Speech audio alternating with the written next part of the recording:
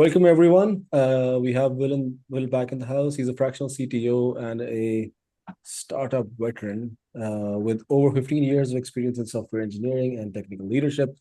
These days, he's running Barrett Ventures in the Bay Area, helping companies turn complex technical challenges into real business outcomes. Fun fact about Will, before moving into tech, he studied classical cello performance at Johns Hopkins. And I believe you teach too now how to play the cello. No? I teach, I perform. It's my whole second career. It's a whole lot of And fun. we still haven't got an invitation, but hey, we'll be back in the Bay Area in April, so no pressure. I'm But doing more performance. I'll make sure to line you all up one. okay, thank you. And the mic is all yours, sir. Looking Awesome. forward to this. Thank you, Manan, for the kind introduction. I did not practice this talk, so please forgive me if it goes sideways. I'm Will. I'm here to talk about engineering team red flags. I want to be very clear that this is not all the red flags that there could possibly be. We all know that that list is massive. This is just sort of what I have top of mind that I'm looking for when I start talking to a new group of engineers or looking at a specific organization. And when I see these flags, this is what I tend to do to address them. It's not exhaustive, and hopefully you all have a lot of really good things that you've seen that you could add to this list. Why does it matter? I think that, all many organizations see the same problems. I've seen all of these flags across multiple organizations. They tend to indicate the same thing. They all are things that I think go back to the environment that the engineering team is operating in, rather than being, specifically targeted to specific engineers or specific problem spaces. They're usually symptomatic of larger issues that are about the sort of the environment the engineers are operating in and the pressures that they're being put under or the incentive structures that they've been given. Um, the number one thing is fear, and that I look for. And the fear takes a lot of different shapes. You will see people not speaking up. You will see people being reticent to share their mind or being very guarded. Basically, whenever I see that, it indicates to me that there's something systemically where people feel like they're constantly under threat at work. And we have to fix that in order for the team to be high functioning. So in that case, it's a matter of determining where is this fear coming from? What's the source? Why is it exhibiting in multiple employees? And then how do we, approach the software engineering team with more of a fair dealing approach? Like where are they not being treated fairly? Where are they under threat or worried about, sort of getting hit? How do we rebuild the trust between the engineers and the organization? Um, the second flag, firefighting constantly, stuff breaks all the time.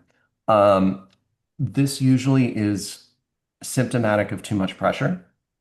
Um, or, it could be tooling, it could be culture, it could be process, but what I see most commonly is too much pressure. The engineering org is being pressured to deliver on certain timelines, or they're being pressured to deliver absolutely as much as fast as possible in the short term, not thinking at all past the next few days. And what if you keep an organization in that state for long enough, stuff starts to break down, things start to break, and you start seeing a lot of, the sort of percentage of time that engineering is spending fixing fires versus making real progress starts to move in the wrong direction. So typically when I see this, I turn to the leaders of the organization and say, hey, we need to slow down for a minute.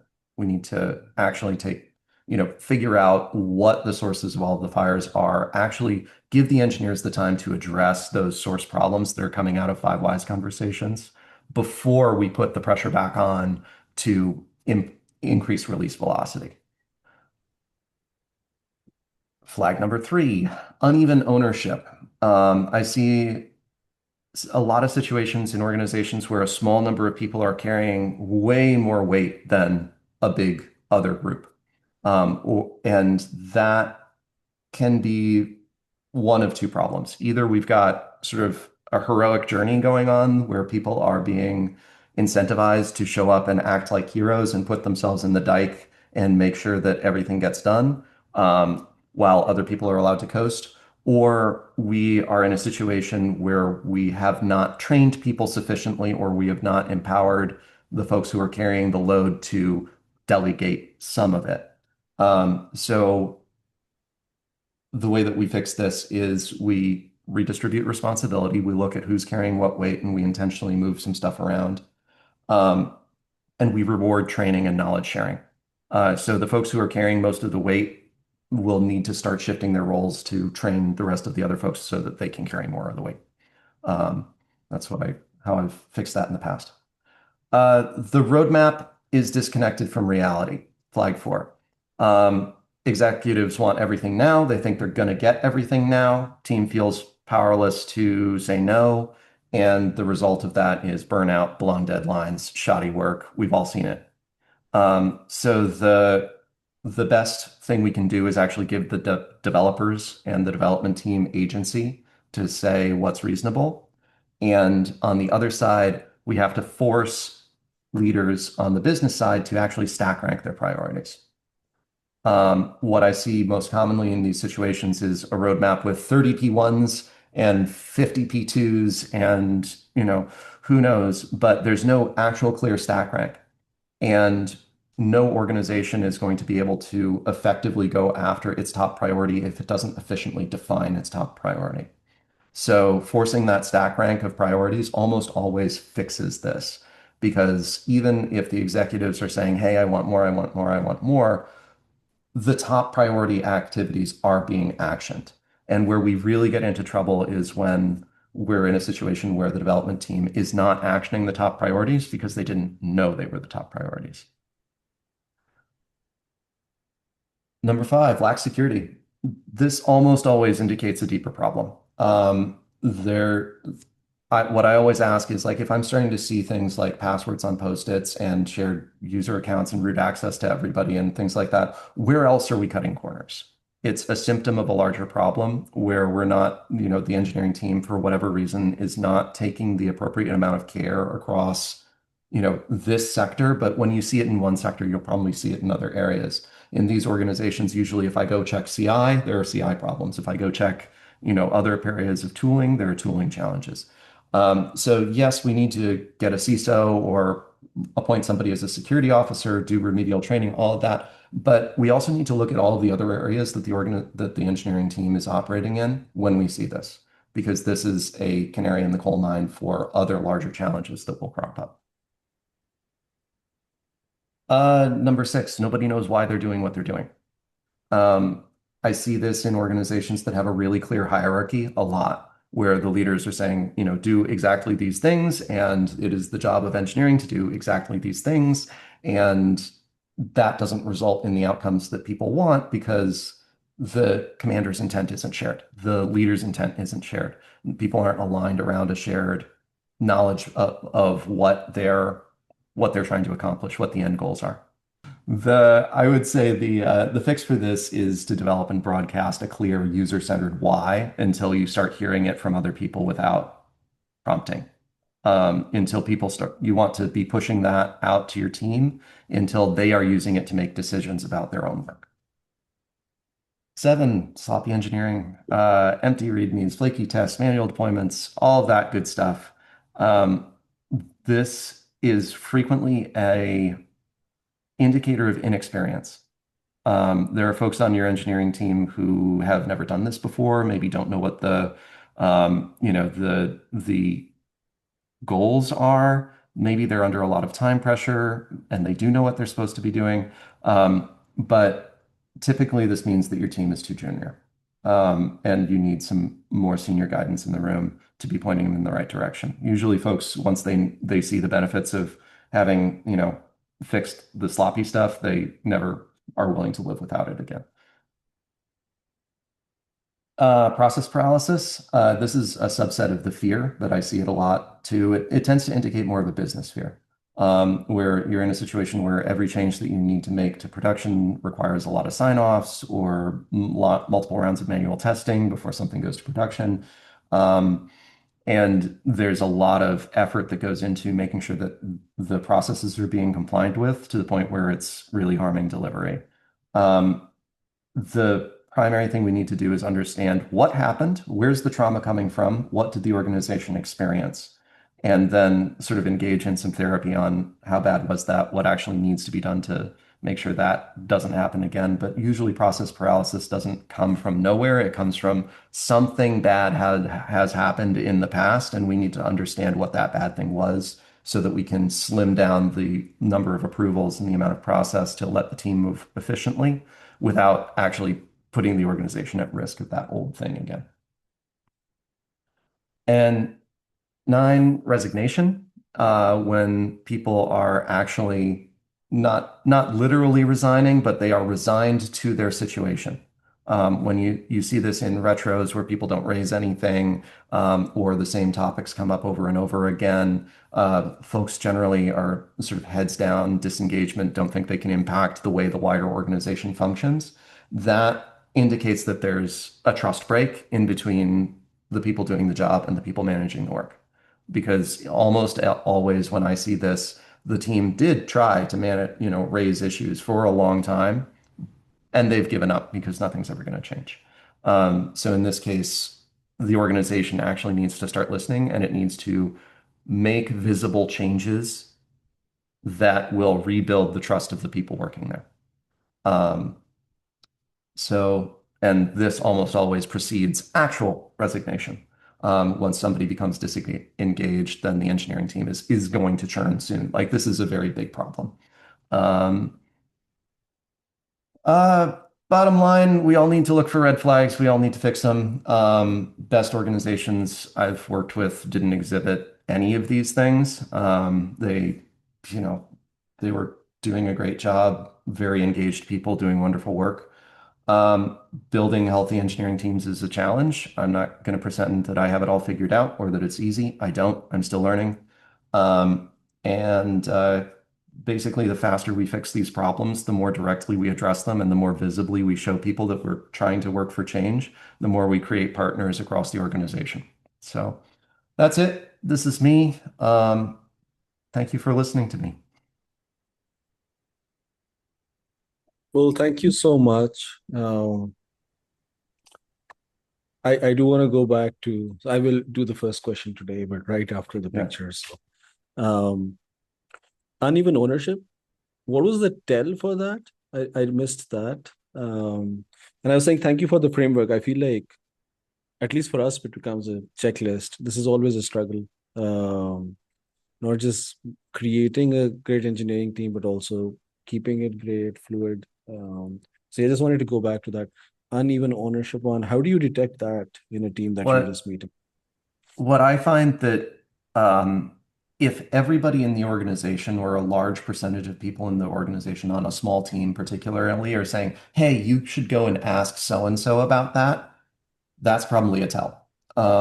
So if requests for information are frequently being routed to the same person, or if requests for specific pieces of work are being routed to the same person, and particularly if that person isn't a manager, that's a really big tell that that person is carrying a lot of water, and we may have something that's wrong here. I also tend to look at in organizations that divide up the work by either service or area of responsibility. Um, it's pretty easy for that to get overloaded. So if you're in an organization and you're like, okay, there is a revenue team, that's probably a problem because everybody's, revenue is such a big part of the organization that that should probably be a distributed responsibility and everybody owns a portion of it. That typically tells me that that part of the organization is carrying way too much. So I think the biggest thing is like when you're doing your listening tour, look for the people that are you're consistently getting referred back to. That'll be an early tell. And then also just think really critically about the stated responsibilities of each team. Sometimes teams will be heavily overloaded, and sometimes other teams will have a responsibility that doesn't really make sense. So you sort of have to dig in that way. Thank you for that, Mamta, and then Ali. Yeah, thank you, Phil, for great presentation and great framework. The question I had is, how does some of these get impacted with the world we're living in today with AI? And the expectations are high, the pressures are high, and the employees, I mean, when I say pressure, it's the competitive pressure, it's the pressure on the executives, it's pressure on the employees, and the team members are asked to do more with less time. So, what are Yeah, your thoughts on that? I would say, and Manan knows that I'm a little bit of a contrarian when it comes to AI, but my perspective on AI is that it's not revolutionary. We have always been dealing, particularly in our industry, with technological advances resulting in the expectations of individual productivity going up. And that's been true going back to the Industrial Revolution.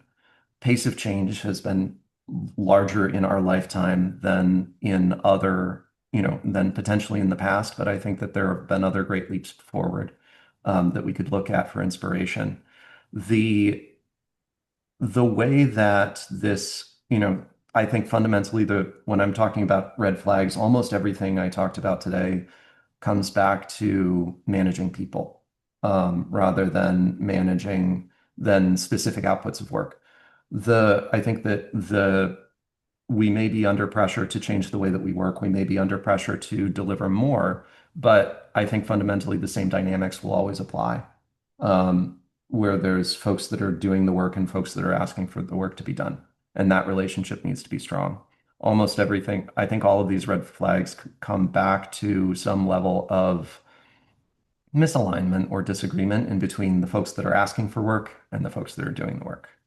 So I I don't think it changes much. I think it just means, we're just dealing with a similar level of pressure to what we've dealt with before when, for instance, everybody was moving to the cloud or there was a big outsourcing boom in the United States. Like there's always some reason to say we're under more pressure now. But I think that the game doesn't change that much.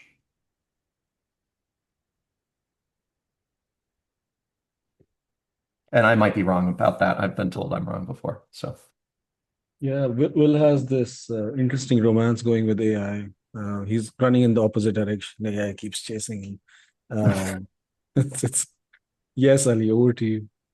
Yeah, so I guess I am slightly disagreeing with Will on some of the aspects of it, but I think the one thing that I would say is Oh, I'm sorry, we don't entertain slight disagreements. okay, I'm We going to be we vehemently open about it. disagreeing with everything that Will said. Actually, I think the number six that you mentioned, Will, people not familiar with the why.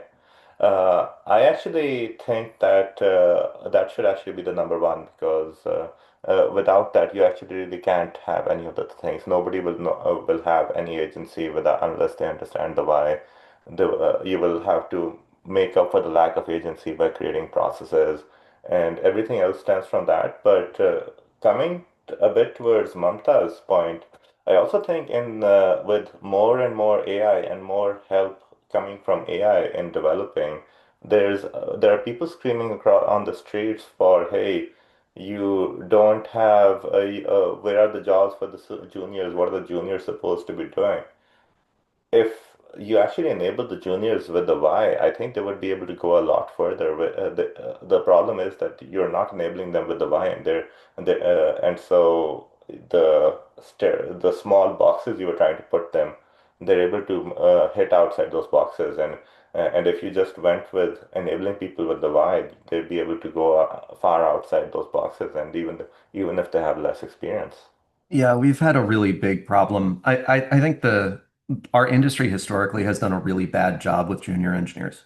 I think, AI has not changed that. I think we've started hiring fewer of them, but most people, when you're hired as a junior engineer, you're expected to basically self-train in a lot of instances.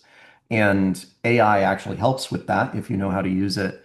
I agree that AI empowering a junior with the right why and the right trajectory absolutely gives them a better chance for success.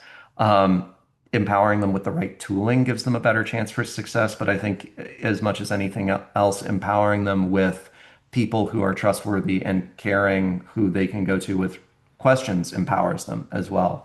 And I think that that last piece is where we have, as an industry, traditionally failed. And so I think that it is worse to enter the industry right now than it has been in the past because there are fewer positions available. But I think the real question of how do we grow the next generation of engineers is answered in the last column that I was talking about, is how do we pair them with caring, experienced professionals who are going to help them come up as engineers and help them onboard and be successful. Because traditionally we've asked software engineers to be incredibly self-directed, which is selected for some very specific personality types that don't always play well with others, myself included. And so I think that there's a lot of deeper soul searching we need to do around that junior one. As for that one being first, I don't disagree that it's super important. I just didn't put them in order of importance. So yeah, absolutely agree that it's critical. Thank you.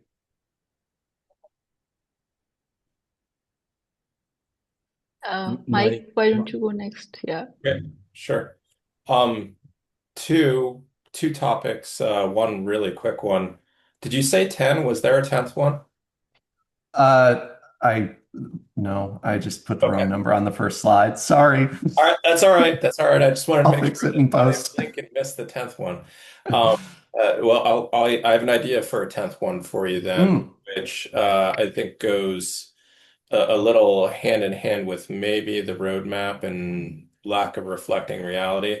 And one of the things that I keep an eye on is WIP.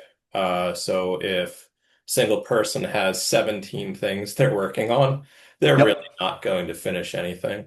They'll just keep going from one to the other and never finish them. So I've usually looked to reduce WIP. I think it's if I'm remembering correctly, in the Phoenix project, I think it was WIP is the silent killer, if I remember the saying. But yeah. Sounds right.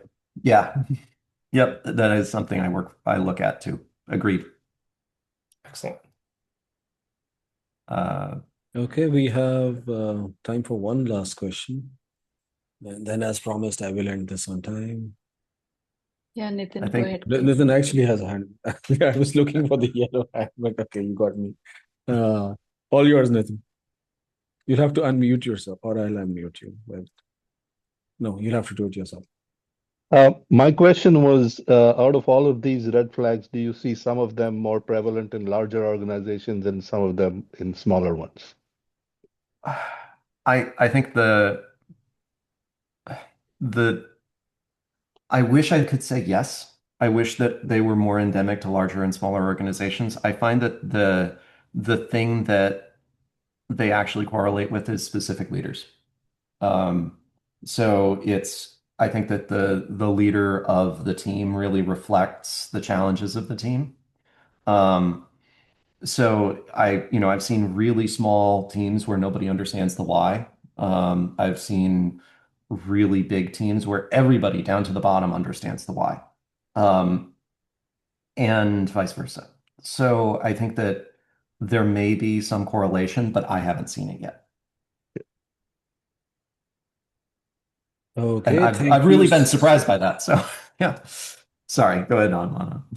I'm quite surprised by that too, on that note, because I would think the probability of it going wrong in a larger company, like having solid good leaders, is just smaller. But yeah, but thank you so much. Yeah, sorry. Yeah, no, all good. Smaller, I find that larger companies are just more uneven. It winds up being different team to team a lot of times. Okay, cool. Thank you so much. Really nice seeing quite a few of you for the first time this year. And well, thank you for a wonderful talk.